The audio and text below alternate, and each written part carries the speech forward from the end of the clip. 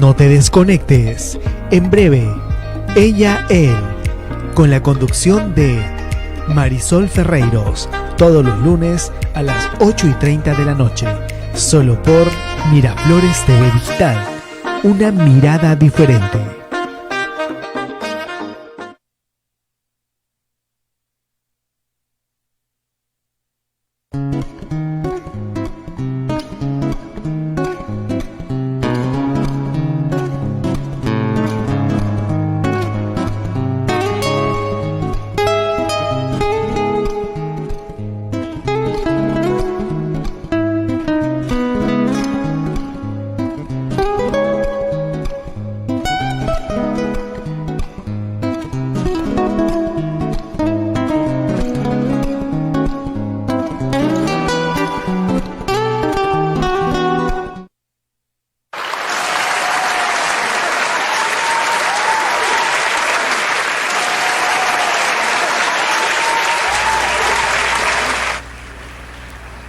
¿Cómo están, amigas, amigos? Buenas noches. Hoy otro lunes más y aquí nosotras con ustedes en Ella, Él, el programa para hombres y mujeres que buscan la felicidad. Yo soy Marisol Ferreiros y estoy aquí en Miraflores TV Digital, en esta emisora, en esta plataforma ahora digital que fue pionera desde 1935 como Radio Miraflores. Bueno, quiero agradecer primero a ustedes porque están ahí y siempre nos acompañan. Y esta noche a Karen Miller, que ha venido desde Puerto Varas, ¿no? Desde Puerto Varas a hacer un trabajo de mujeres que vamos a conversar con ella. Antes, quiero agradecer a Estudio Ferreiros, un estudio especializado, estudio boutique en propiedad intelectual. Así que cualquier duda que ustedes tengan, pueden escribirnos a Estudio Ferreiros en Facebook y nosotros podemos de pronto darles algún alcance o alguna respuesta que ustedes necesiten. Empezamos entonces con nuestro programa, porque ya quiero empezar a hablar de este tema que me apasiona realmente. Tema de mujer, tema de lo femenino. Gracias, Karen, por estar aquí. Ya tienes más de una semana en Perú. Sí, muchas gracias por la invitación, estoy muy contenta. Qué bueno. Y bueno, a Yulisa, que no sale ahora en las cámaras, pero que está acompañándonos y que gracias a ella, Karen está aquí. No vas a salir, no te preocupes. Vamos a ir entrenándola un poquito para que ella vaya perdiendo el temor a las cámaras. Me parece genial. Bueno, cuéntame, ¿cómo te inicias tú en este mundo de lo femenino? Oye, esa es una pregunta bastante como de historia larga. Podría decir que yo empiezo desde la religión católica, fíjate. ¿Ah, sí? Sí, porque desde niña fui criada en una familia católica y pertenecía a una congregación y yo era como de las niñas que cuidábamos la imagen de la Virgen y todo eso. Teníamos un grupo y estábamos con unas ayudas, como ayudantes.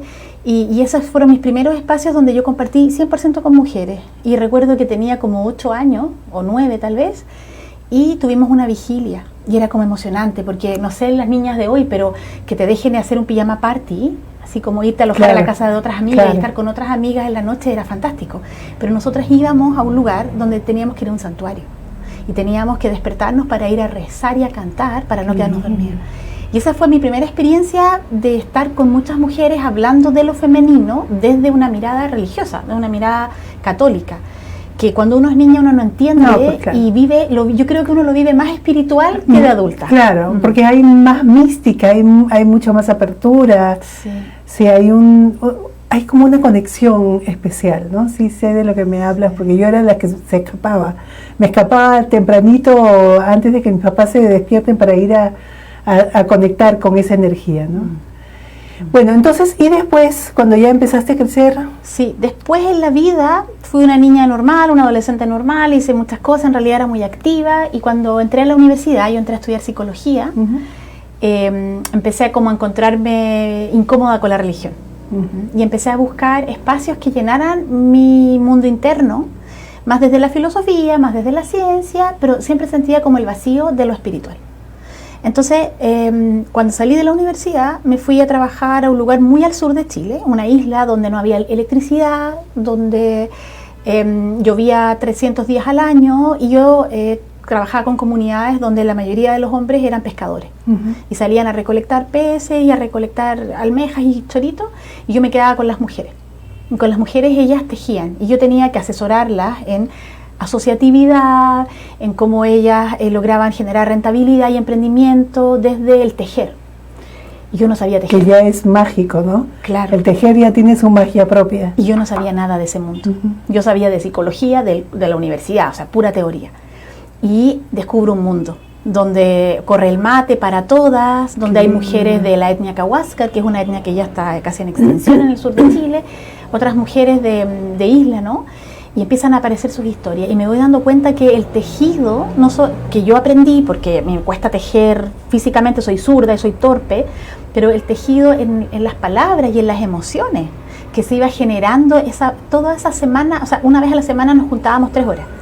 Y ellas tejían y yo aprendí a tejer, pero en realidad estábamos tejiendo vidas, historias, claro, historias, sanando también dolores que iban apareciendo muchas veces ahí. Y yo veía cosas tan hermosas como cuando caía la lágrima en el telar, ¿no es cierto?, que estaban tejiendo. Y tú sabías que esa prenda ya no iba a ser cualquier cosa para el que la comprara, que no iba a tener idea. Claro. Pero ella había habido un camino ahí. Claro.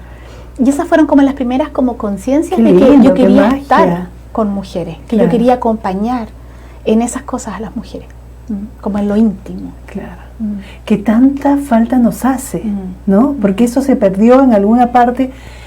Me encanta, tú debes haber leído el libro del Tao de las Mujeres. Sí, pero no tan profundamente. No, o sea, comenzando porque en ese tiempo en la China las mujeres no estaban permitidas de leer ni escribir, pero todas las historias la plasmaban a través de la artesanía, de los telares, y toda esa enseñanza iba de madres a hijas a nietas a través de las cosas que hacían. En los abanicos también creo, ¿no? En los abanicos, en las alfombras, en las cerámicas, y hay tanta, tanta sabiduría, pero sabiduría de un nivel muy elevado, y tú dices, bueno, esto no lo escucho en las universidades, pero está en el alma, ¿no? Es que yo creo que la sabiduría no se aprende, la sabiduría es algo que se encuentra. Con lo que te conectas, creo yo, ¿no? O sea, está dentro y lo conectado encuentras. o no, o sea, o estás conectada o no estás conectado. ¿Está prendida la luz o no está prendida? Así es. Y hemos perdido mucho. Hemos perdido mucho. Qué bueno que todavía, o sea, que se está manteniendo en pequeños círculos, creo que cada vez más grandes, porque todo este tema del trabajo, por ejemplo, esto que has venido a hacer a Cusco, ¿no? Cuéntanos un poquito de ese trabajo de Mujeres Medicina.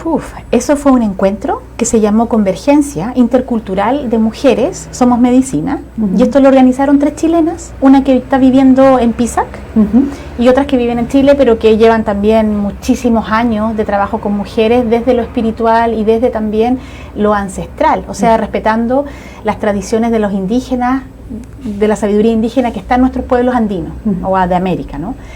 Y esto fue un encuentro que se hizo en Pisac desde el lunes hasta el sábado, o sea, hace 2 días atrás terminó, en el que hicimos unificación de los elementos. O sea, nos juntamos con 12 abuelas antiguas.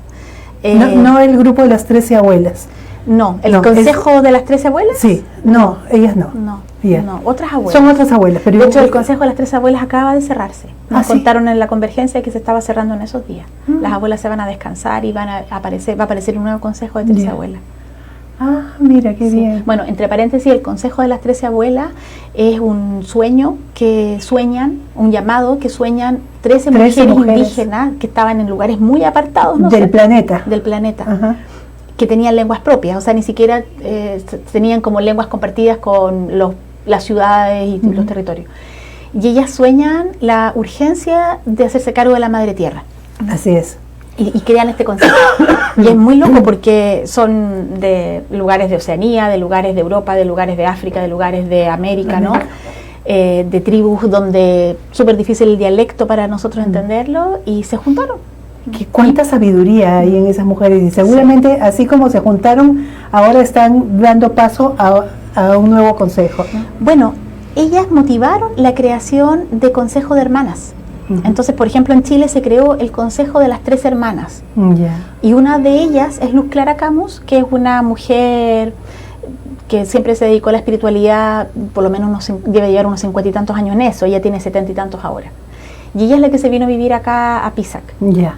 Y ella es la que ha hecho el... Ella es una de las abuelas que convocó. Ya. Sí. Entonces, ¿hay acá en Pisac o se ha reunido aquí este consejo de las 12 abuelas? Invitaron ellas a abuelas de diferentes lugares que conocían para hablar de sabiduría, pero también para hacer rezos. Desde sus tradiciones, desde su cosmovisión indígena, ellas vinieron a levantar rezos para ayudar a sanar la tierra, desde esta visión que tenemos que con los rezos se sana la tierra, ¿no? Y vino una abuela de Australia, otra de una tribu indígena australiana, otra de Namibia, de África. Ellas eran como las más lejanas, ¿no? Llegó dos de España, que en realidad una es chilena radicada en España y la otra es argentina radicada en España, y fue muy bonito porque una era muy mística chamánica y la otra era muy mística intelectual, como del mundo de la Europa, ¿no? Entonces, como con tradiciones muy distintas compartiendo. Había una abuela mexicana también, la abuelita Ana Luisa, una abuela que es chotua o lakota, como una abuela que heredó, ¿no es cierto?, desde los indios americanos, dos tradiciones. Y una abuela guatemalteca y 3 abuelas peruanas de Cusco. La abuela María Apaza, que la conocen, que es la que le cayó el rayo y todo, que tiene 84 años, que ella habla solo quechua, si no me equivoco, muy hermosa. La abuela Martina Mamali, que es de Cusco, que ella es una mujer tan sabia, es joven todavía, pero es muy sabia. Yo creo que ella es la que va a heredar después la responsabilidad cuando María Apaza ya no esté. Y la abuela Cecilia Paniagua, creo que ella también es por ellas viven en Cusco. Claro, sí. Creo que esas son todas las abuelas que estuvieron. Entonces, lo que se hacía es que se escogió un día para cada elemento. Entonces hubo un día que fue el día del fuego, después otro día que fue el día del agua, después vino la tierra y finalmente el aire. Y en cada día se hicieron acciones distintas. Se honró el elemento fuego, que, claro, para nosotros es como el fuego, pero si uno lo mira desde la psique, el simbolismo que representa, estuvimos trabajando voluntad, pasión, capacidad de enfocar y tener una propuesta clara y definida. Pasión por la vida que se ha perdido, ¿no? Sí, cómo somos tan cómodos, cómo somos tan inseguros que frente a cualquier obstáculo en el camino nos quedamos quietos, desistimos. Entonces, activar el fuego interno. Y estuvimos trabajando el fuego interno. Entonces uno lo trabaja a nivel simbólico, pero también con un fuego encendido, con los ahumadores prendidos, como con elementos también que te ayudan. ¿Y cómo cambia el fuego, verdad? Exacto. Cuando estás trabajándolo, ¿cómo cambia el fuego? Es impresionante cómo se ve físicamente que el fuego comienza a tomar una forma, a crecer, ¿no? Es tan mágico, pero a la vez tan normal, porque eso es lo que pasa, nadie se asombra cuando pasan estas cosas, ¿no? Claro. Bueno, en esta convergencia llegaron 560 mujeres de diferentes lugares del mundo. O sea, tú escuchabas así como, había intérprete del inglés y todo, porque había mujeres rusas, había mujeres suecas, porque venía una abuela sueca, pero la abuela sueca no la dejaron salir por un tema de pasaporte, se quedó en Inglaterra y no pudo llegar.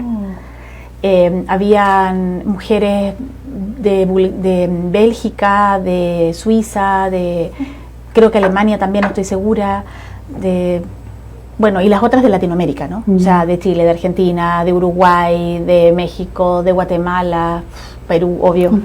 Sí, éramos muchas mujeres. Y habían algunas niñas, algunas adolescentes y muchas mujeres adultas. Fue maravilloso porque te sentabas al lado de una que no sabía, nunca había escuchado hablar de ella y terminabas como intercambiando datos y compartiendo alguna experiencia. La vida entre mujeres, la relación entre mujeres es una relación horizontal. No es una relación de jerarquías. ¿Cómo se maneja eso en grupos de mujeres? Porque, digamos, en esto que nosotros hemos aprendido o esta desconexión que estamos viviendo, hemos pasado a la forma masculina, ¿no? Donde hay jerarquías, donde hay competencia, donde hay, o sea, te tengo que dejar de lado para... ¿Cómo se trabaja eso? Yo ahí tengo una reflexión particular. Y aquí yo quiero citar a un biólogo chileno, que es el doctor Humberto Maturana, que estudiamos con él, lo quiero mucho. Él estudió mucho lo que es la cultura matrística. Y entonces a mí, más que hablar de lo masculino y lo femenino, a mí me gusta hablar de la cultura matrística y la cultura patriarcal. Porque hombres y mujeres tenemos un lado masculino y femenino. Así es. Entonces a mí me aparece un masculino sano y un masculino enfermo. un femenino sano y un femenino enfermo. Y las abuelas en las tradiciones antiguas tienden a asociar el elemento fuego a lo masculino y el elemento aire a lo masculino.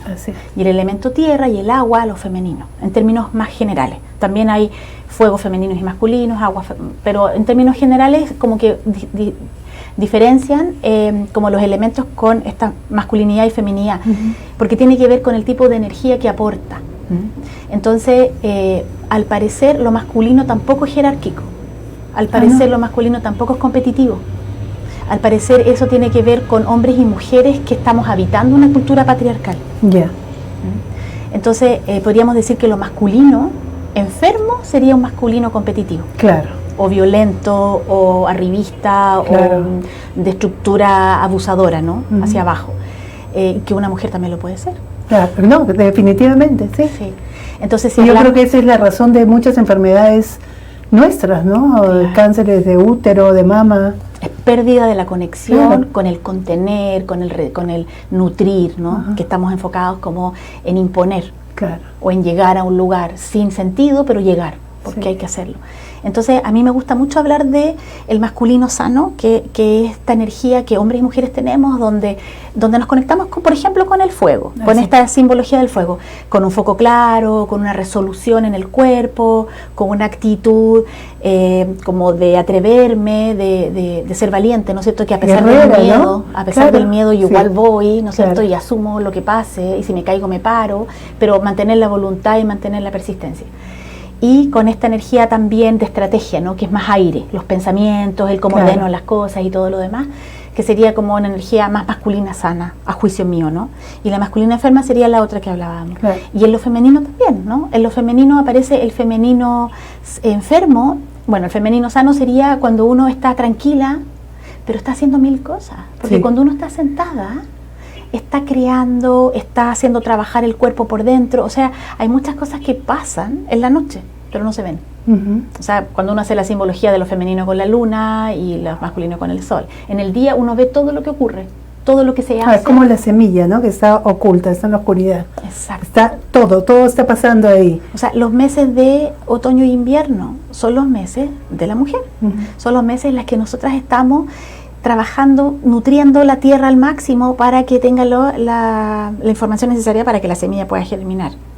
Y entonces hay trabajo, pero es un trabajo silencioso, tipo hormiguita, hay un trabajo de sostener. O sea, no es de soporte, ¿no? Es como la meditación, ¿no? Cuando la gente medita, uno dice, está sentada, no está haciendo nada.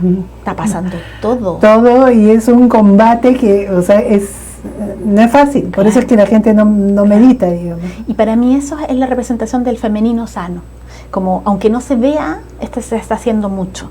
Es como esa mamá que está muy en lo femenino, que es capaz de estar en la casa, con su presencia se mantiene la calma, el orden, la gente que está enferma está con la mamá en los pies de la cama y sabe que se va a mejorar el hijo porque tiene a la mamá cerca. Es como esa sensación donde uno no está haciendo mucho esfuerzo físico, pero está haciendo mucho esfuerzo energético o de sostener. Y la femenina enferma sería esta tierra seca, esta tierra no fértil, es cuando nos quedamos paralizadas. Es cuando nos quedamos sentadas, pero de verdad nuestro cuerpo no tiene fuerza y no somos capaces de estar cuidando con la presencia o de estar ahí nutriendo con la emoción. No tenemos esa capacidad. Entonces, también hay muchas mujeres hoy día que tienen este femenino desarrollado, pero muy seco, muy enfermo. Y es lo que nos molesta, ¿no? Cuando una mujer dice a la otra, es que tú eres tan pasiva, es que tú no tienes iniciativa, es que tú no sé qué. Claro, es porque no tiene poder, está seca. Entonces ahí tiene que llegar la hermana. ¿Cómo trabajar eso, Karen? ¿Cómo trabajarlo? Porque también hay momentos, ¿no? De pronto estás así como muy activa, como muy creativa, como muy apasionada y de pronto un bajón, ¿no? Bueno, lo primero que digo yo es aceptar, porque somos cíclicas. Toda la naturaleza es cíclica. Nosotras también, los hombres también. Me encanta que este programa sea ella y él, y me encanta que hombres puedan escuchar esto, porque necesitamos que muchos hombres también escuchen y comprendan lo que nosotras todavía nos cuesta entender, de nosotras. Porque se ha hablado mucho de que las mujeres son así y las mujeres son así, y eso es desde un lugar de prejuicio y no un lugar de entendimiento.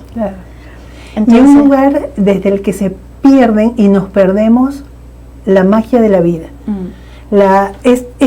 o sea, el dejar ser a la mujer, el dejar ser lo femenino y poder estar de soporte, poder estar en modo semilla, digamos, ¿no? En modo germinación.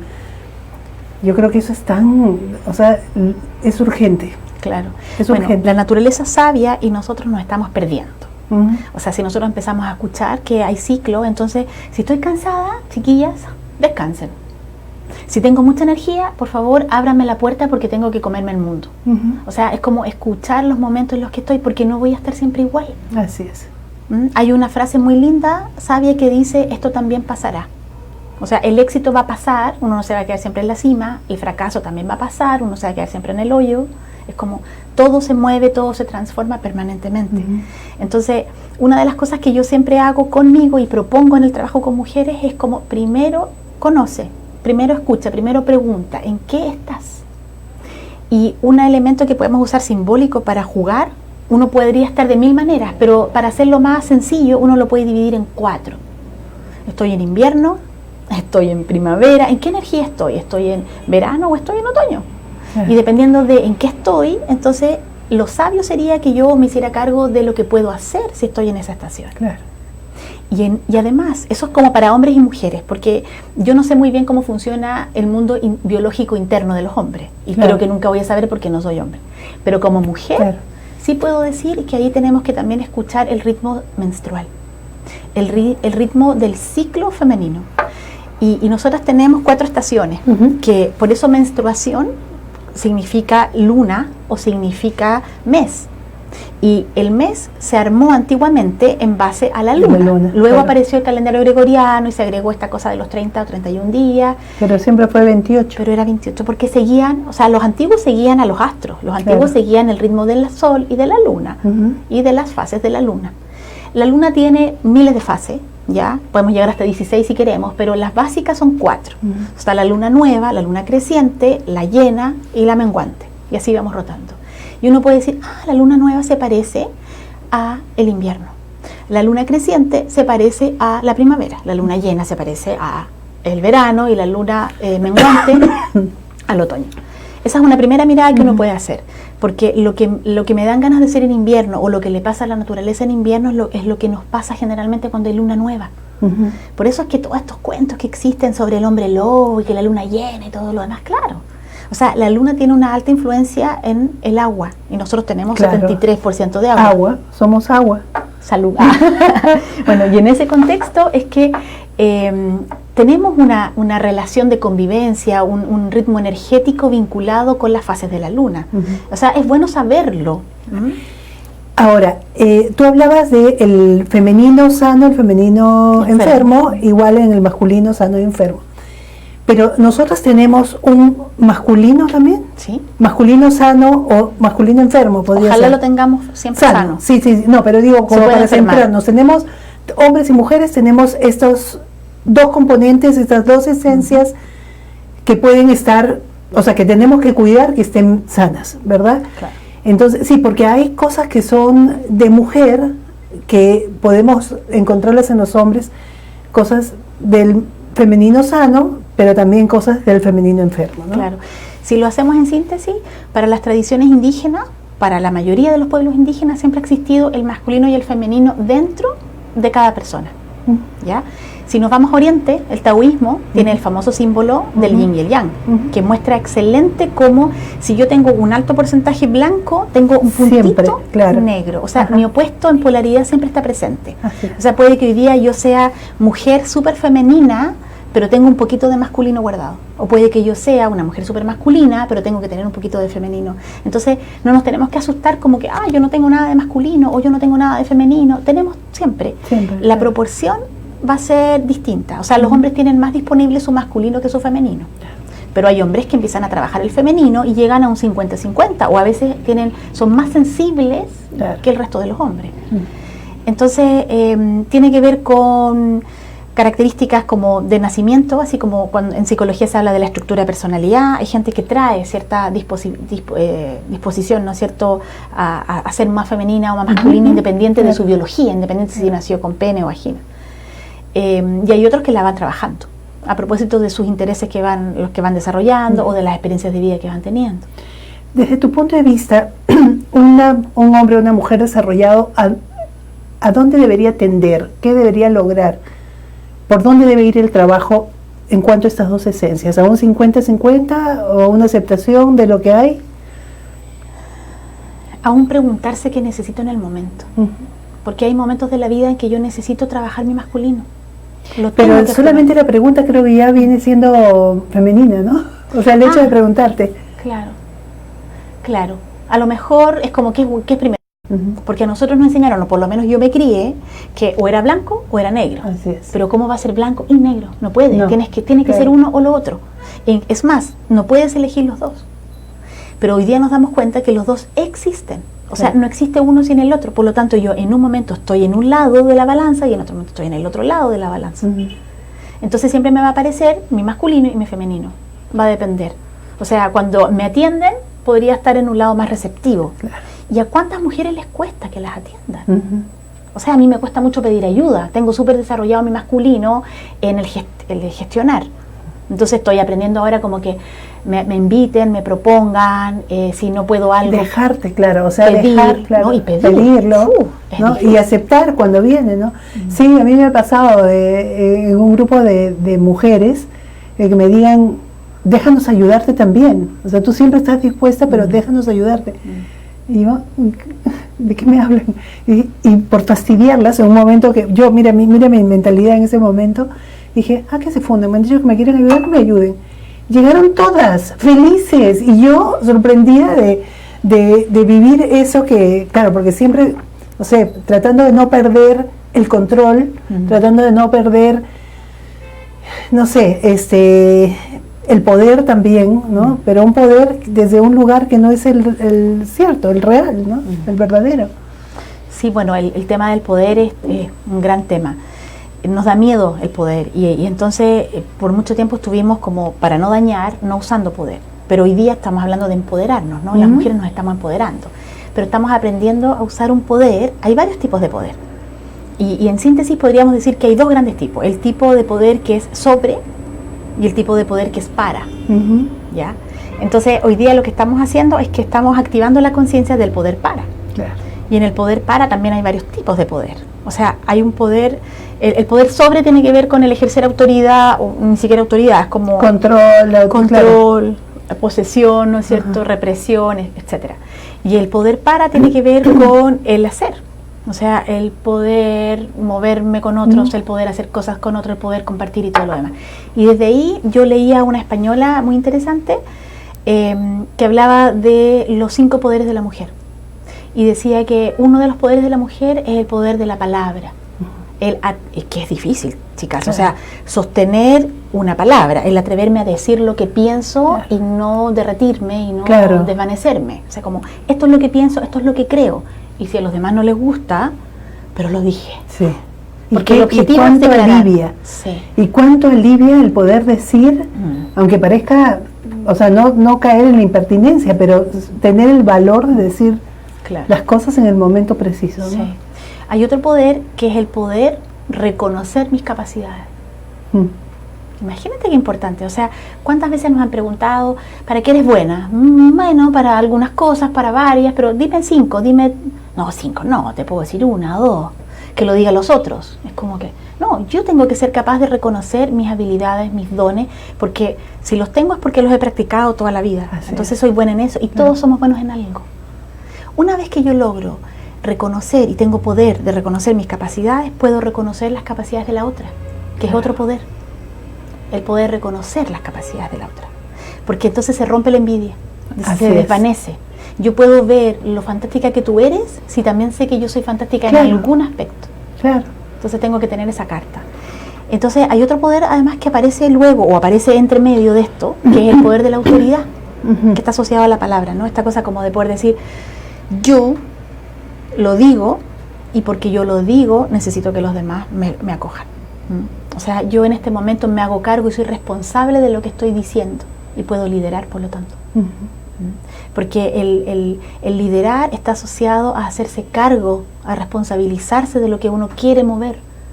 Y muchas veces el liderazgo que se vive hoy día, que se trabaja hoy día, o sea, yo trabajo con organizaciones, con empresas, el leadership, liderazgo y todo eso, Y lo que se enseña es cómo una persona puede mover a otros a ciertas cosas. Pero eso hoy día no es liderazgo, bueno, es un liderazgo patriarcal, muy patriarcal, ¿no? Porque finalmente lo que importa es que yo me haga responsable de que si yo quiero que ciertas cosas ocurran, yo voy a sostener el proceso. Y los demás me van a seguir, los demás se van a acoplar porque también les importa y van a seguir ese camino, pero por propia voluntad. No porque yo los seduje, no porque yo los manipulé, no porque yo como que los motivé. No, es porque ellos vieron que esto es lo que yo quería. Claro, y es eso desde el momento en que tú te reconoces. Cuando yo me reconozco como autoridad, claro, los demás me van a ver como autoridad en ese tema, en ese momento, en esa acción. Porque tampoco no es autoridad para todo en todo, ¿no? Claro.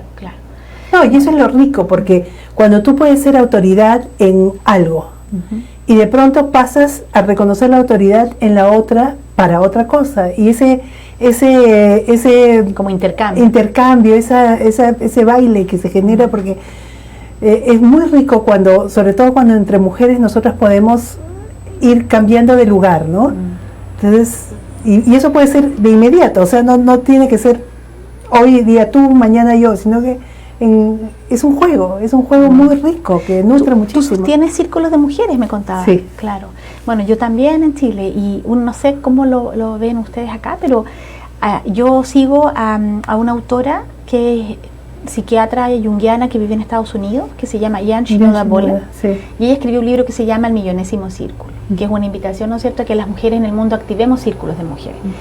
Y ahí hay algunos principios que los encontré tan adecuados que yo a todas les regalo el libro virtual, que ya está, tú lo bajas de internet, se los regalo a todas las que quieran, y nosotros en Puerto Varas tenemos, una vez al mes, hacemos círculo. Somos un grupo de amigas, 5, que cada mes preparamos las condiciones para que otras mujeres lleguen. Y lo que hacemos es practicar los valores del círculo, y uno de los valores es la horizontalidad. ¿No es cierto? Es como recordar que no hay jerarquía, recordar que no hay una que es mejor o superior a la otra. Entonces nos ponemos en círculo y pasamos el bastón, un báculo que está hecho y cantado y cargado, y la que quiere hablar toma el bastón y habla, y entonces entrenamos el poder de la palabra, ¿no? El atrevernos a decir las cosas y el sentirnos con la autoridad para decirlos, como que varias cosas, varios poderes se suman ahí en ese acto, ¿no? Y otro de los principios del círculo muy importante para nosotras es el nadie da consejos. Claro. Porque tiene que ver con lo mismo de la superioridad, ¿no? O sea, puedo haber vivido algo similar a ti, puedo sentirme similar a ti, pero yo te escucho y te acojo. Escuchar, qué importante es el sentirnos escuchadas. Ya estamos llenas de consejos, de recomendaciones, y en realidad cuando uno se guía mucho por las opiniones de los demás, no activa su savia interna. Claro, y lo otro es que, o sea, cuando tú quieres compartir algo, no es para que el otro te dé la solución o la otra te diga qué es lo que... No, es para poder ser escuchada, para poder sacar eso. Sentirse contenida, y eso es muy femenino, ¿no? O sea, como sentir que yo estoy en un lugar donde alguien me va a sostener, voy a poder decir y vaciar todo y luego me voy a parar. Voy a poder ser vulnerable, ¿no? En uno de los círculos una persona que asistió, una chica, dice, en este lugar he podido ser vulnerable sin temor. Qué hermoso. Fuerte, claro. Hermoso. Bueno, por eso es que se dice que otro de los principios del círculo es la confidencialidad. Claro. Lo que se habla en el círculo se queda en el círculo. Entonces tú, claro, ves después a la niña que estuvo en el círculo en la calle y la saluda y ella que contó que estaba pasando esto en su matrimonio y no sé qué. Como que... No, porque te pierdes. O sea, la persona que hace eso, hombre, mujer, digamos, en cualquier circunstancia, se pierde mucho. Pierde más que lo que piensa que gana hablando. Claro, porque lo más hermoso ya ocurrió. Ocurrió que la persona tuvo la confianza para poder compartir algo que está viviendo, y al hablarlo se ordena, y al hablarlo suelta, y al hablarlo se siente contenido. Claro. Y si en el lugar solamente la escuchamos y solamente la sostenemos y le podemos preguntar, ¿y qué necesitas? ¿Qué te gustaría? Y a lo mejor ella va a decir, necesito un abrazo, a lo mejor va a decir, necesito que me diga qué hacer, o a lo mejor va a decir, nada, estoy bien. Sí. Pero cuando la mujer lo pide, tal vez una puede darle un tip, o tal vez decirle, aunque lo pidas, no te lo vamos a dar, porque tú lo vas a encontrar. Sí. Y yo creo que esa escucha es la más fina, ¿no? Porque le estás permitiendo a la persona, o sea, le estás dando toda la contención para que ella se permita encontrar esa respuesta que está ahí, de todas maneras, ¿no? Lo otro que es o sea, en cuanto a la escucha, que es un poco, o sea, es más común de lo que necesitamos, es cuando uno cuenta algo que ha pasado y otra persona dice, pero yo peor, no sabes lo que me pasó. Es cortocircuito. Y es patriarcal, y no nos damos cuenta, y es muy sutil, porque estoy compitiendo. Estoy compitiendo en quién sufre más. ¿Quién sufre más? Claro, no, yo peor. La más víctima. Sí, es como... A mí me gustaría, a lo mejor para los auditores, auditoras, poder hacer como una explicación pequeñita de lo que es lo patriarcal, sí, por favor. Sí. Aquí yo voy a hablar voy a citar algunos autores. Ryan Eisler, que es una norteamericana que se dedica a la antropología y a hacer estudios. María Gimbutas, que es una arqueóloga, que es la primera arqueóloga mujer que descubre que en los hallazgos arqueológicos no había tanta caza, sino que más bien había harta recolección, sí, claro. Y empieza a descubrir los primeros lugares como de civilización donde la gente tenía sus viviendas de manera circular. Entonces empiezan a aparecer todas estas hipótesis de lo que puede haber sido una cultura matrística. Y bueno, y Humberto Maturana, el doctor biólogo, él lo desarrolla con más claridad hoy día para estos tiempos. Y en síntesis es que se plantea que la cultura, podríamos decir que es una red cerrada de conversaciones. Es decir, una cultura es algo que pasa cuando un grupo de personas se junta y comparten cotidianidad. Comparten lenguajes, comparten símbolos, comparten prácticas.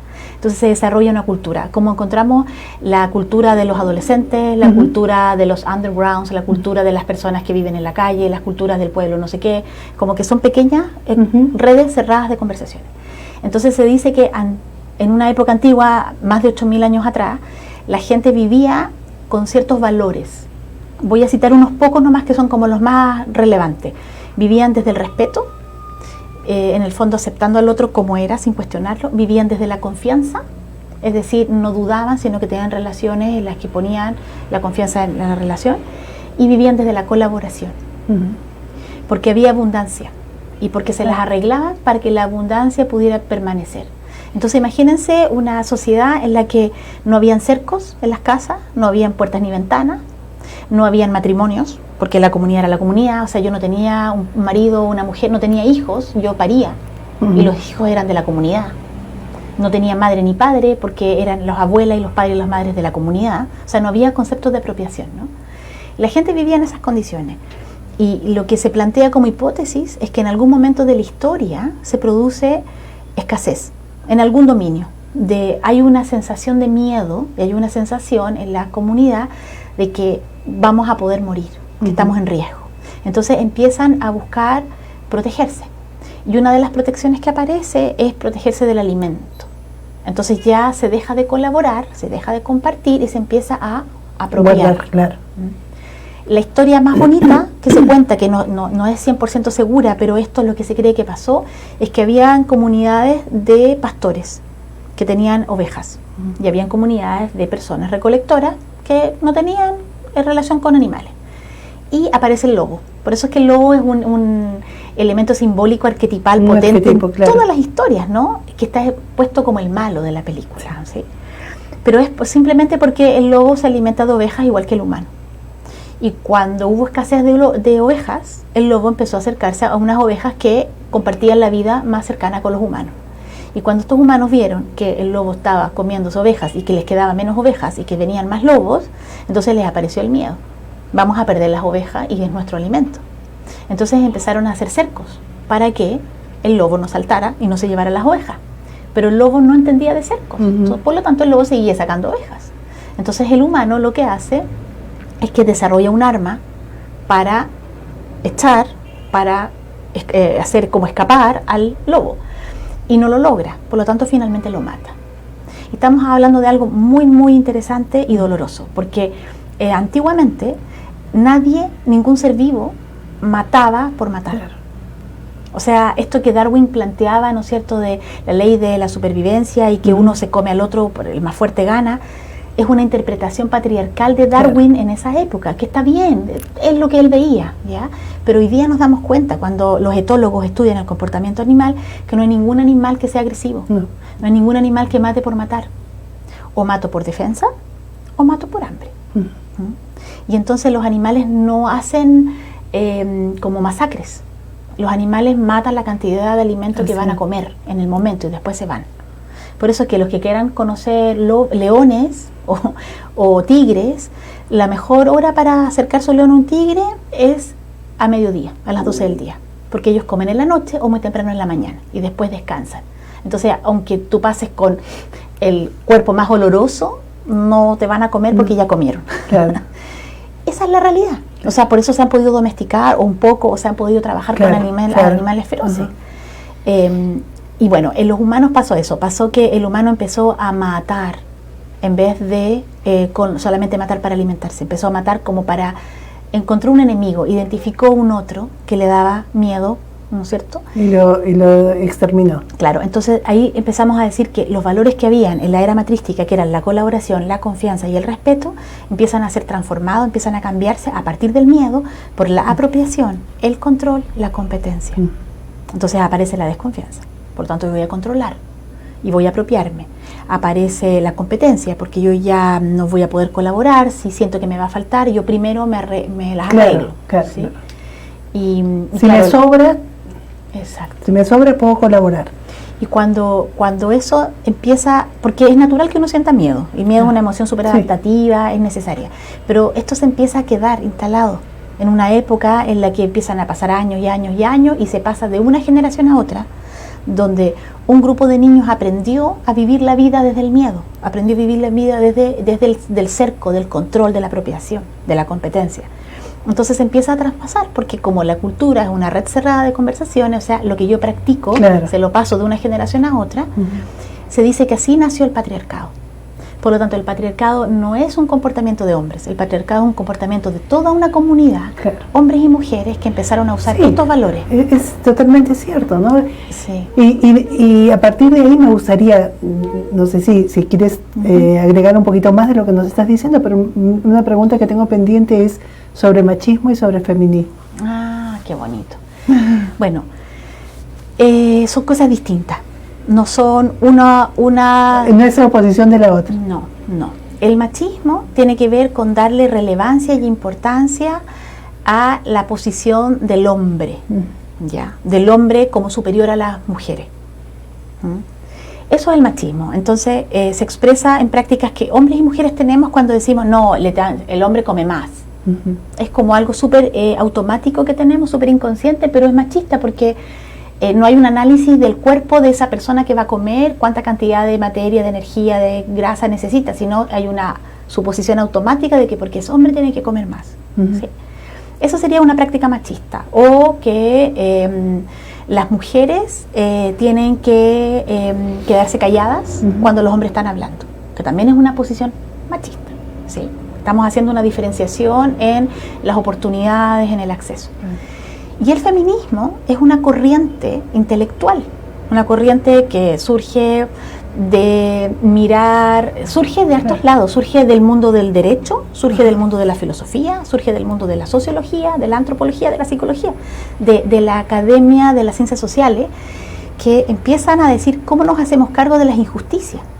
Habían descubierto ya se había descubierto que habían varias injusticias. O sea, en Francia cuando se genera la independencia, igualité, fraternité y ¿cuál es la otra? Bueno, no me acuerdo. Igualdad, fraternidad, bueno. En fin, ya se estaba hablando de valores necesarios, ¿no? Y mucho antes ya se sabía. Entonces, lo que se descubre es que hay muchas desigualdades. Hay desigualdades que tienen que ver con la raza, que era pura ignorancia, ¿no? Hay desigualdades que tienen que ver con una situación económica, acceso al poder, ¿no es cierto? Los pobres, los ricos, y hay desigualdad que tiene que ver con los adultos y los niños, o los ancianos, o sea, las personas que se ven como más vulnerables tienen un espacio de trato inferior que los que se ven más fuertes y con expresión, y entre hombres y mujeres. Entonces es cuando se descubre como estas inequidades y estas desigualdades, es cuando el feminismo en la academia empieza a decir, tenemos que empezar a bajar esta brecha, esta separación tan grande tenemos que disminuirla. Y un foco que se pone es en las mujeres, porque son mujeres que viven esta discriminación, las que dicen, yo no quiero ser discriminada. Entonces, imagínate ser mujer negra, o sea, primero, ser mujer, segundo, ser de piel negra, tercero, ser pobre, y cuarto, vivir en un sector rural. O sea, ahí hay discriminación por todos lados. ¿De parte de quién? De la otra vamos a hacerlo intragénero. Mujer blanca, mujer rica, mujer que vive en la ciudad. ¿Y qué me faltaba lo otro? Mujer, la primera mujer. Es igual, mujer. Claro. Bueno, entonces hay desigualdades que también se dan al interior de las mujeres. Y entonces el feminismo se empieza a hacer cargo de todo esto, se empieza a hacer cargo de qué estamos haciendo porque mantenemos estas desigualdades y qué podemos hacer para que disminuyan las desigualdades. Por eso es que el discurso del año pasado a este año en todo el mundo es: feminista es la persona que le importa la igualdad. La igualdad no es que somos iguales hombres y mujeres, la igualdad es que tenemos los mismos derechos y los mismos accesos. Pero es muy largo, igualdad de derechos y acceso, oportunidades, entonces al final dicen igualdad. Y la gente que lee solo igualdad y que no ha reflexionado sobre el tema dice: ay, pero es que no somos iguales. Se entiende.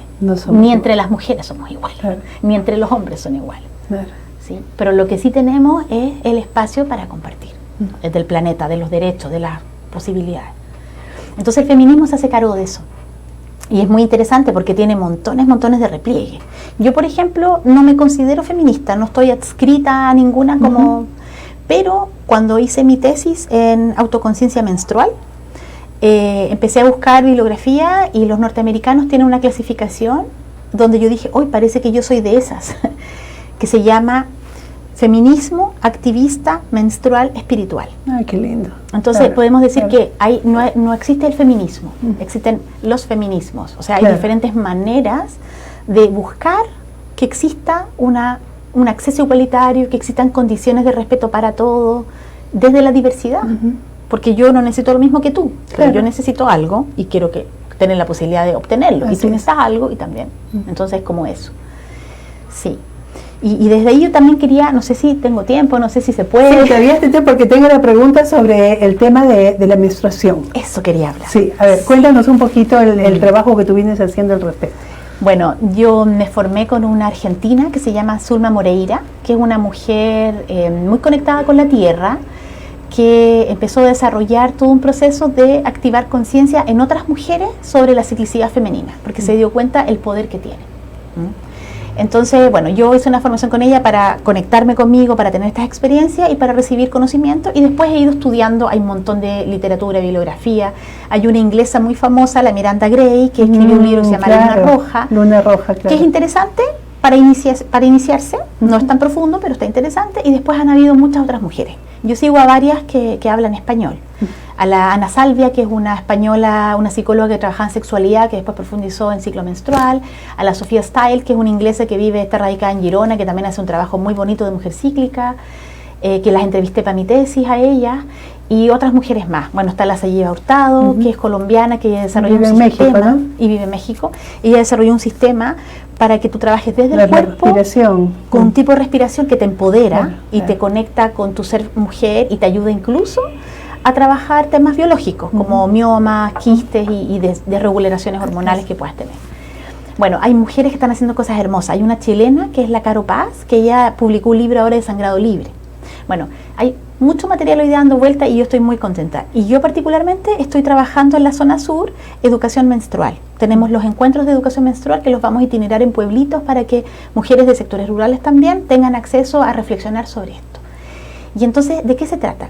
Se trata, o por lo menos mi hipótesis, es que yo me empodero en la medida que soy consciente de mi ser cíclica. Lo que hablaba al comienzo, ¿no? Esto, cuando uno se pregunta, ¿estaré en invierno, estaré en otoño? ¿En qué estación estoy yo internamente? Independiente de lo que pasa afuera. Nosotros tenemos un regalo, las mujeres, que yo no sé cuál es el regalo del hombre, todavía no conozco ese mundo. Pero nosotras sí tenemos... Yo tengo una idea, pero luego te la digo. Ya. El regalo que tenemos las mujeres es que menstruamos. Y es un regalo, aunque muchas mujeres digan, ¿pero por qué? Sí, que me molesta, que feo, que no. No, y los mismos hombres dicen, está en sus días, está sensible, está no sé qué. No. Claro. Bueno, se supone que cuando nosotros vivíamos en la era matrística, la menstruación era un regalo, porque era una brújula. Y en la era patriarcal se empezó a reprimir esa posibilidad. De hecho, se empezó a controlar todo. Se controlaba todo y se controló el parto, se controló el ciclo menstrual y todo. ¿Por qué era un regalo? Porque hay un momento del desarrollo de nosotras, de niñas a mujer, ¿no es cierto?, de desarrollo interno, en el que se activan algunas hormonas, la progesterona y el estrógeno sobre todo, que hacen que nosotras podamos dar vida. dar vida física. Pero si queremos, o sea, es como la posibilidad. Claro, claro. Y en ese proceso hay un reloj que va marcando. Entonces yo le llamo al sangrado, los días que uno está sangrando, yo le llamo el norte de la brújula. Y si yo parto mirando el norte, yo el primer día que sangro cuento 14 y ya me conecto con la tercera fase. Y podemos decir que las mujeres vivimos todos los meses 4 fases, como las fases de la luna o de las estaciones del año. Entonces, yo estoy menstruando y en esos 4 o 5 días a mí me pasan cosas internas. Entonces, por eso yo hablo de la autoconciencia menstrual, como yo aprovecho de ser consciente de mi proceso menstrual.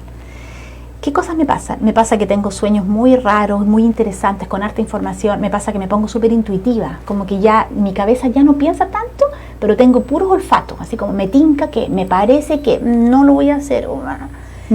Pasa que mi cuerpo no quiere tener mucha actividad, quiere estar más quieto. Necesita esa quietud, ¿no? Claro, porque está pasando algo muy interesante. Claro. Afuera no está pasando nada, pero adentro está la Cenicienta. Meta que limpia, meta que ordena, porque es el momento en el que estamos, ¿no es cierto?, desde el útero sacando el endometrio, que es una mucosa que generamos una vez al mes para transformarla en la casita de este óvulo que va a ser fecundado. Y como el óvulo no fue fecundado, esta casita hay que limpiarla, hay que hacer aseo, entonces todo eso se va. Ahora, eso no es basura, eso es nutriente, eso es alimento. Y está comprobado, y hay unas españolas, que no me acuerdo su nombre ahora, 2 científicas, que están trabajando, están patentando su investigación, de hecho, están trabajando en el aportar información precisa sobre qué tipo de nutrientes tiene la sangre menstrual. Hay algo que muchas veces las mujeres ignoramos porque no nos miramos la vulva, claro, que nosotros tenemos un orificio que es por donde sale la orina y otro orificio por donde sale la sangre menstrual y por donde entra, ¿no es cierto?, para tener sexo. Esos orificios no se juntan. Ahora, las mujeres juntamos la orina con la sangre cuando vamos al baño porque no tenemos trabajo de musculatura del suelo pélvico. Yo estuve trabajando con una kinesióloga todo el año pasado, ejercicios de suelo pélvico, musculatura, que también se puede hacer en pilates, que también se puede hacer en algunos tipos de yoga, porque así como nosotras aprendimos a controlar esfínter, ¿no es cierto?, aprendimos a no hacernos pipí y dejamos de usar pañales, nosotras podríamos aprender a controlar el sangrado y poder ir al baño o poder ir a un lugar a vaciar la sangre si nosotros tuviéramos el control de la musculatura. Pero como nos dijeron que la sangre menstrual era fea, era sucia, era mala, hay que botarla, usamos pañales. Si las toallas higiénicas son pañales, ¿sí? Entonces, ¿cómo podemos desarrollar ese poder de tener el control de nuestra musculatura y poder saber cuándo la dejo salir y cuándo la retengo y la guardo hasta que la pueda vaciar? Lo mismo que con el pipí. Claro.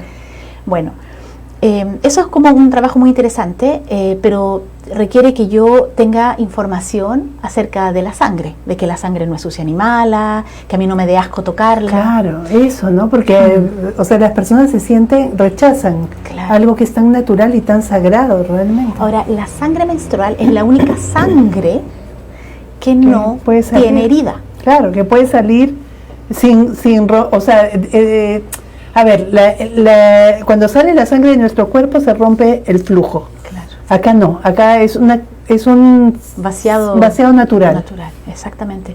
Entonces, como los hombres no conocen eso y no tienen esa vivencia, claro, yo puedo entender que se puedan asustar y digan, no, que la sangre debe sentirse mal, debe dolerle, y asociamos siempre la sangre a un dolor y a un malestar, cuando la sangre menstrual no duele nada. El útero es puro músculo, son 3 tipos de músculo, y el abdomen también se parte en músculo.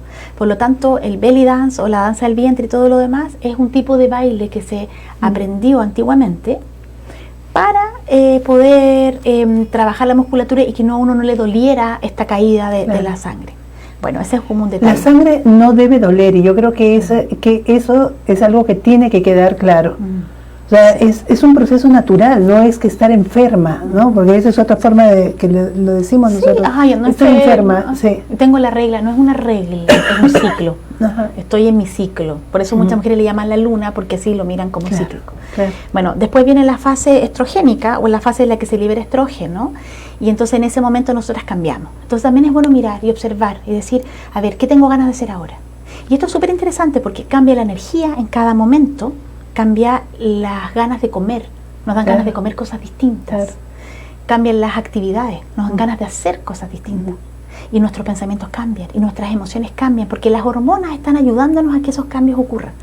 Entonces, cuando yo estoy estrogénica, son mis 6 días, algo así, que ando súper buena para hacer 1000 cosas, me quiero juntar con todo el mundo, quiero hacer montones de actividades, me inscribo en todos lados y estoy full creativa, se me ocurren ideas y las anoto y las quiero hacer. Y después viene la fase de la ovulación. Y en la ovulación, yo si tengo mi brújula clara y sé el día que sangré el primer día, puedo sumar 14 y aproximadamente ese va a ser el momento en que yo estoy súper disponible para quedar embarazada. Pero no solamente de hombres. Puedo quedar embarazada de mis sueños. Claro. O sea, es el momento en que de yo puedo, proyectos. Exactamente. La idea loca que tenía en la fase anterior, la puedo empezar a ejecutar ahora.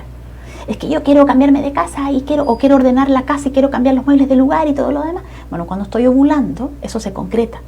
Porque se dice que es el momento donde yo ejecuto. Bueno, esto está asociado a arquetipos. El primer arquetipo es el arquetipo de la sabia. La que intuye, la que reconoce, la que sabe, la que está limpiando. Después viene la doncella, que es la que tiene energía y está disponible para todo. Después viene la madre, este poder, esta fuerza donde sabe lo que quiere. Y finalmente viene la otra fase, que es la más larga, porque las fases no duran el mismo tiempo. La fase premenstrual, que es la que todos le tienen miedo, o la fase lútea también, porque lo que pasa ahí es que disminuyen ciertas hormonas y el óvulo empieza a absorberse. Se pone como una pasa, es un huevito que se transforma en una pasa, se seca y es reabsorbido por el cuerpo. Que mucha gente piensa que el óvulo se va con la sangre. No, el óvulo se queda adentro, pero se desaparece, se desintegra. Esa fase también se le llama arquetipalmente la hechicera, que es el momento en el que una está súper empoderada. Por eso es que cae mal, pero es la mejor fotografía de quién soy yo realmente. Claro. Porque yo me atrevo a decir lo que pienso, lo que siento, lo que quiero, y a los demás les molesta porque no soy tan suave o no soy tan condescendiente o no me quedo callada. Pero es lo que me está pasando. Entonces, es como amigarnos, sería una invitación que yo podría hacer, como amiguémonos también con esa etapa. Y si yo viví un ciclo de conciencia donde yo respeté mis energías en cada momento, yo no debería tener ningún dolor en los días previos a menstruar. Claro. No debería tener ningún dolor. Entonces, recomendaciones. Tomar conciencia de en qué fase estoy y hacer caso a esa energía, porque si aprovecho. Yo, por ejemplo, le digo a mis amigas, estoy ovulando. Entonces, me van a abrir la puerta del auto, porque yo libero feromonas cuando estoy ovulando. Todas las mujeres nos ponemos muy atractivas, nos ponemos muy carismáticas. Hombres y mujeres quieren estar cerca de nosotros y nos hacen caso. Entonces yo digo, voy a usar mi poder, voy a ver cuándo me toca ovular. Esos días voy a negociar, me va a ir bien. Claro. Porque de esa manera soy más consciente y uso mi poder. Es un poder que nosotras tenemos. Karen, se nos ha ido el tiempo ya y hay tantas cosas para hablar, pero bueno.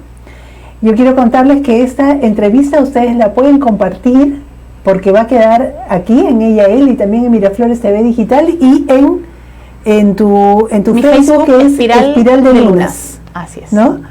Para que ustedes las puedan compartir. Y mañana vas a estar conmigo en la entrevista para Vez Cable, así que ahí vamos a seguir hablando y si ustedes quieren, les voy a pasar la voz cuando es que sale la entrevista con Karen porque vamos a continuar hablando de todo lo que nos faltó. Gracias Karen, gracias Yulisa, gracias Dani y gracias a todos ustedes por estar aquí. No olviden de entrar a Estudio Ferreiros en Facebook. Nos encontramos la próxima semana. Un besito. Muchas gracias. Chao. Muchas gracias.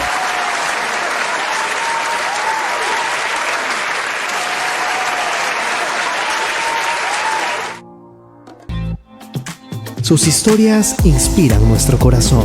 Su día a día es nuestra actualidad, su cultura, sus luchas, sus éxitos. Miraflores TV Digital, lo que desea escuchar y ver, porque amamos lo que hacemos. Miraflores TV Digital, una mirada diferente.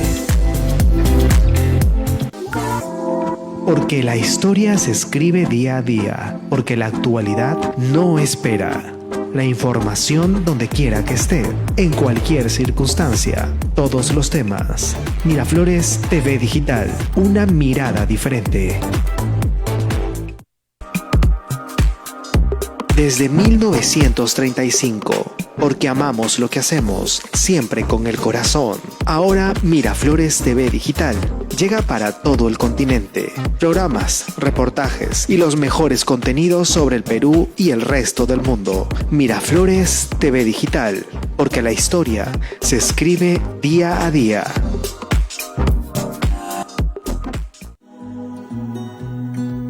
Porque la historia se escribe día a día. Miraflores TV Digital. Todos los temas para entender el mundo.